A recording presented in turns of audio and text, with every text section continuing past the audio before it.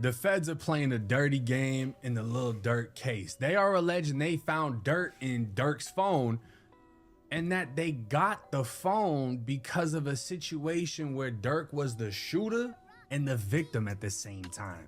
You want to make... What a wonderful way to start the day. What a wonderful day. Messages asking for Lil Tim's address, a 2021 Quando Rondo show poster, and a 2023 social media post claiming Rondo was shot. According to court documents, the government responded to Lil Durk's motion to suppress the phone. So let's break down what that means right there. Lil Durk's lawyers are trying to suppress whatever the feds got out of the phone, saying that they got the phone illegally. They shouldn't have even had the right to go through the phone. But the government is saying, no, we had every right to go in it, and this is what we found. And they're saying that because Durk admitted to firing his gun, that alone gave police probable cause to think he'd committed reckless conduct under Georgia law. Personally, I don't know what the fuck that has to do with the phone. Listen, bro, the law will always find a way to pull some shit out their ass to be like, nah, man, we can do this. Like, legitly, we didn't do nothing wrong. You're the one that did everything wrong, so don't even worry about the whole phone situation is crazy, though.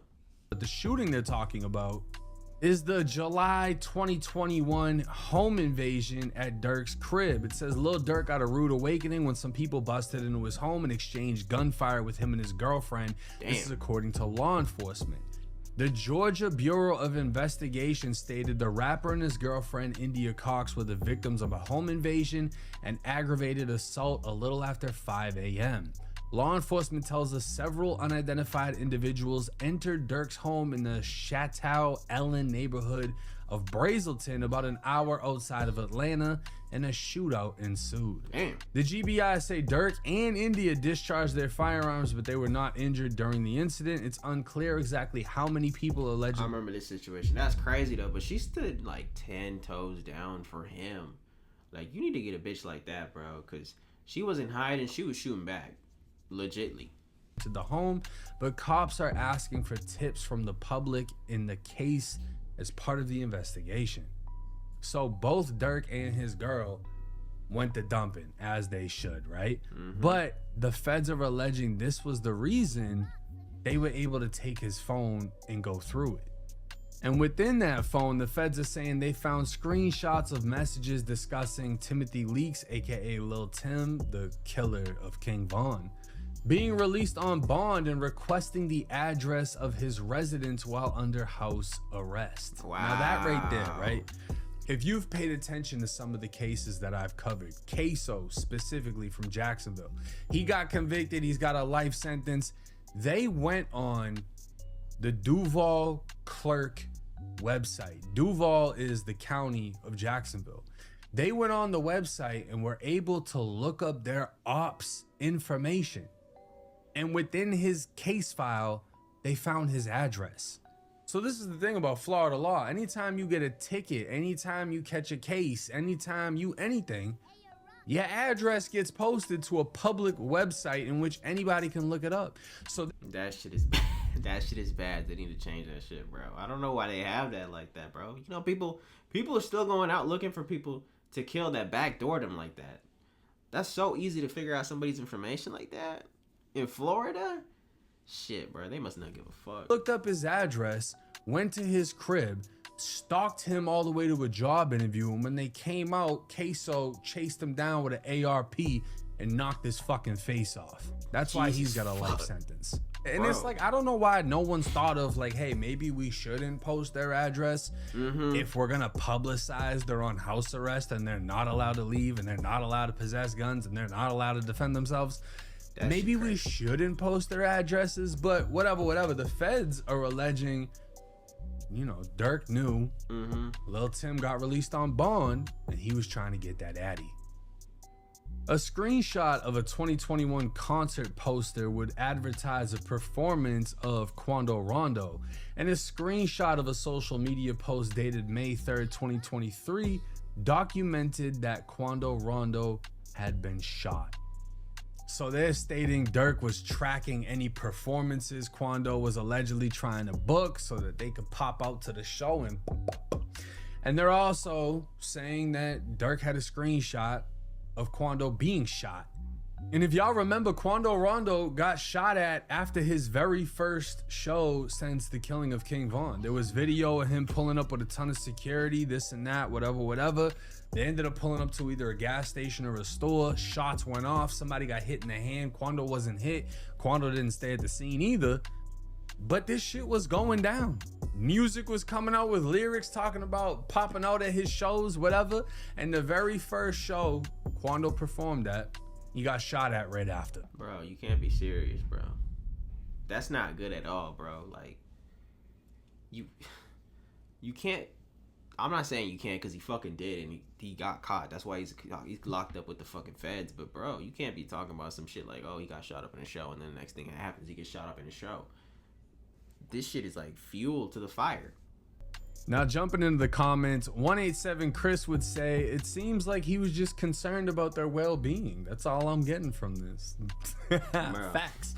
Under that, it don't matter, laugh my ass off. The phone was taken when Durk was a victim. It was never supposed to be searched. I agree with that. I don't understand how he was engaging in reckless conduct. If people break into your house, what's reckless about shooting at them? Exactly. Especially in a stand your ground state like Georgia. I don't see how that works. Someone said it's illegal to screenshot things now. Someone else said this dude is absolutely cooked. Now, quick shout out to Durk all day on Twitter. He is posting all Durk's imaginary manager, bro. Paperwork in this case. I mean, literally everything, and he's got the new shit. So this is the government's opposition to Durk's motion to suppress fruits of unlawfully seized and searched telephone.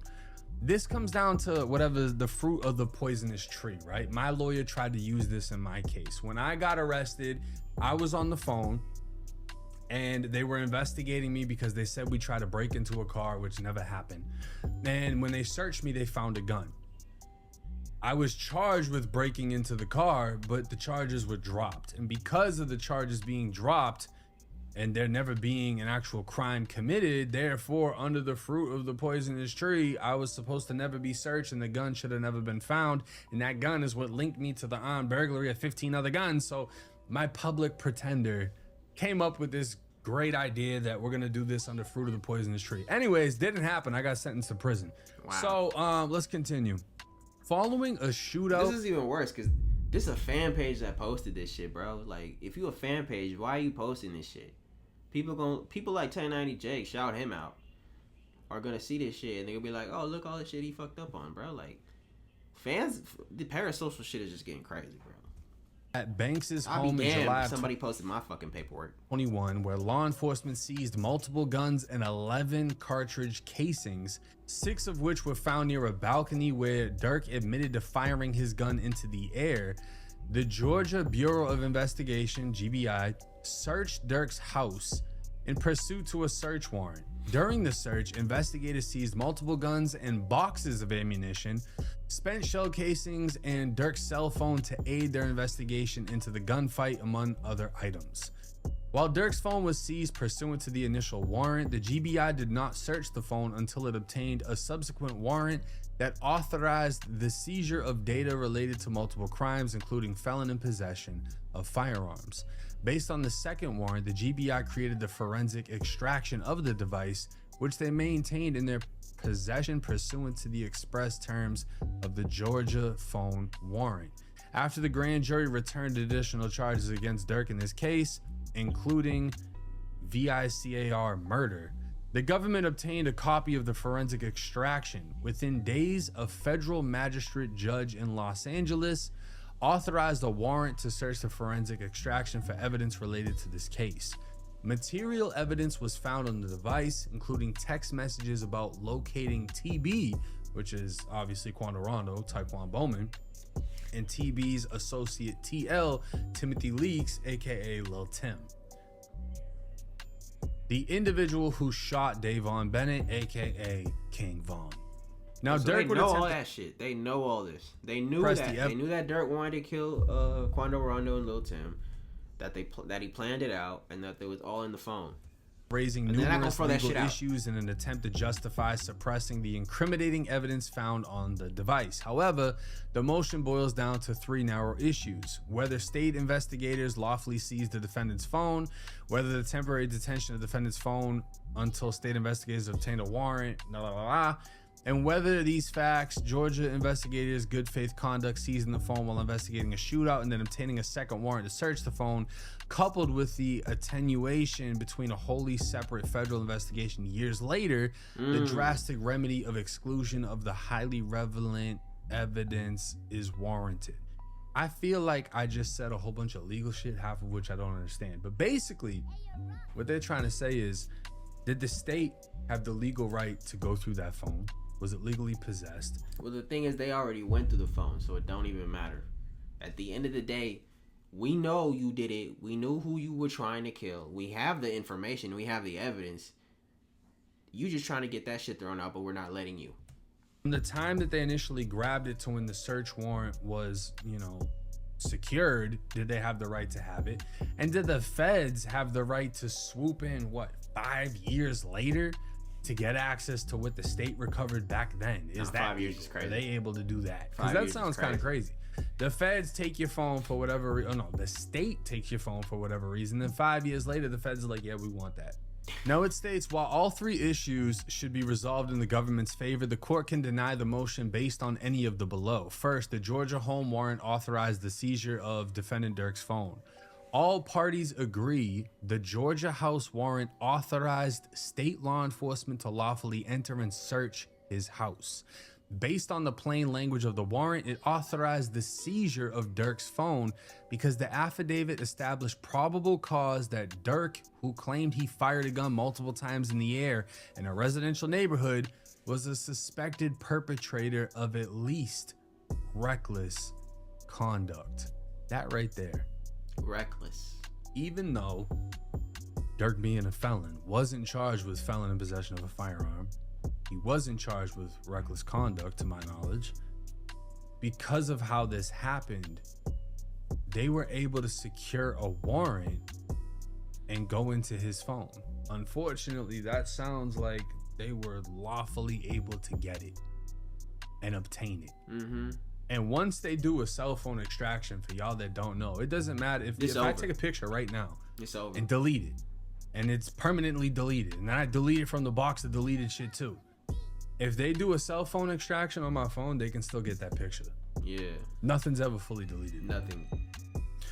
So once that information has been obtained and put on a USB drive, the feds, it sounds like the feds can come in at any point they want. Hey, y'all still got that USB drive? Yeah, let me get that. We're actually looking into shit that happened. We want to see his phone. Oh, we actually have shit on the phone? Okay, perfect. We're going to use this. Matter of fact, hand it over. Hand it over right now. Shit, we take it. Be honest, it sounds like the feds can actually do this. They can do whatever the fuck they want, bro. It's a dirty game, but it's a legal game. Mm-hmm. Second, the Georgia investigators learned additional information before the seizure of the defendant's phone that independently justified a temporary detention of the phone to preserve evidence while investigators sought and obtained a warrant to search the phone.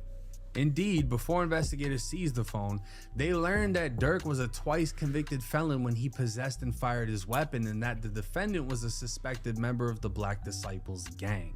Given those facts and defendant's conduct set forth in the affidavit, investigators had a good faith basis to seize the phone to investigate the gunfight, including determining the identity of the shooters and motive. Investigators subsequently obtained a warrant to search the phone, which is based on ample probable cause. Now, the reason people like watching me is because not only am I good at doing research and finding paperwork and all of these things, but I've also lived through experiences in which I'm able to relate and break things down to y'all that might not have. So, back when I got investigated, I think it was in 2016, for an armed robbery and chasing somebody with a gun, they said I was communicating with the person through a phone, whatever, right? When I got booked, they took my phone, right? My phone was placed into evidence. I'm not gonna lie, fuck. You might as well just throw away the fucking phone at that point, because you don't want them to get a hold of that phone, bro. Once they got that phone, they know everything, and they gonna run through that bitch. Not only that, I got booked on, I believe, a Sunday, released on a Monday. Friday is when they came and they got a search warrant for my crib. They raided my crib, right? Now, obviously, because they took my first phone that Sunday, I got out that Monday, I went and bought a new phone. And that Friday, they took the new phone too. They took every piece of technology in that house. They even took my ex's laptop at the time that she used for school. They took everything because they wanted to find the piece of technology that I was allegedly communicating with the victim through. Shit. And let me get the Nokia phone too. Let me get that. You communicated through that. You communicate through messages. You communicate through fucking letters. Give me them fucking pens. I didn't end up actually figuring out any fucking thing, but that's the type of shit that they do when they're investigating a crime. They're gonna take everything, they're gonna do extractions on everything, they're gonna look through everything to try to find the piece of information they're looking for. Now, in the midst of them doing that, if they found pictures of me with a gun or the gun that they said I allegedly used, that would become part of their investigation. And then they're gonna be like, oh, boom, 1090 Jake is a convicted felon. Wow. We just found a picture of him with a gun. We're gonna hit him with this charge on top of the robbery we're investigating. That's just how they put this shit together. Now, finally, the facts before the court simply do not warrant the drastic and extreme remedy of suppression. Georgia investigators acted in good faith, obtaining multiple warrants. And again, the only reason why Jake is able to read this, shout out Jake, bro, is because a fan page posted it. Durks' quote-unquote manager posted this shit, and now we all got this information. See how this social media shit can fuck you up? And searched Completely, the defendant's phone to investigate a shootout that nobody should occurred be in a having residential access to this neighborhood. shit. Likewise, the federal prosecution team diligently obtained a federal search warrant days after receiving the digital extraction of defendant's phone from the GBI. Because the FBI was not involved in the seizure of the phone from the bank's residence, nor did it possess the extraction of the physical phone at any point prior to July 2026, suppression and exclusion is not justified here. Now, keep in mind, again, this document is written by the feds. This is the feds responding to Durks' lawyers to throw this out. So if it seems one-sided and biased, it's because it's written by the feds. They're trying to be like, yo, there's no reason to throw this out. Don't throw this out. We need this shit. Don't throw it out. Now, the rest of these documents, like, they would interview one of the special agents from the GBI who was a part of the investigation, and she would just state everything they learned, and they would just repeat the same shit. We heard about a shooting, we showed up, no one was there, we swept the home, we found weapons, we found evidence, we found shell casings, we found out it was Lil Durk in India, both admitted to shooting guns. Whatever, a crime took place, Durk never got charged with any of the bullshit. But then again, it comes down to they were able to get his phone because they were trying to investigate him for shooting in his house in defense, and they found some shit. Wow. Now, the feds ain't trying to play with Durk. The feds are trying to bring in a gang. They don't give a fuck what they gotta do. They gonna get that phone. They already got the information. They know it. They just gonna get him, bro, and they're not gonna let him slide. Break down who Durk is, what Durk is a part of. Get back, you know, I'm not gonna read all the paperwork because it sounds stupid as shit, but it's just like, oh, this is what get back means, and they were telling Durk to get back, and it's like, what really qualifies as a gang expert? At this point, I feel like I'm a gang expert. Traplo Ross is a gang expert. He definitely Adam a gang expert. That motherfucker breathed that shit, bro. He loved that shit. As many gang members as he's interviewed must be a gang expert, right? You know you're a gang expert when you scrolling through fucking Reddit, trying to gather up information about motherfuckers in Chicago. Einstein to figure out what the fuck get back means. But anyways, they're trying to get him on lyrics. They're trying to say lyrics are confessions. They're planning on using all of this shit against him. Drew Finling, one of the best lawyers you can get, is fighting hard. The feds are fighting back. And we're just gonna have to see where this case goes, because trial is apparently getting closer and closer. Durk wants to go to trial, and this is gonna be, in my opinion, I think the biggest case in hip-hop to hit a courtroom, a federal courtroom, besides the Young Thug thing with the state, because I don't know how the fuck Young Thug got away with that. Well, I know they give him like fucking 50 years probation, but still, severe they gonna get him punishment. You know, too. Diddy obviously is a hip hop mogul, But Diddy isn't facing forever for ordering a gang murder involving private jets and switches. This is an entirely different type of fucking case. But hey, I'll keep y'all posted. It's 1090 Jake. I'm rocking with y'all. Y'all rocking with me. Till next time. Fire ass video. Shout out Jake, bro. I'll see you on the next one.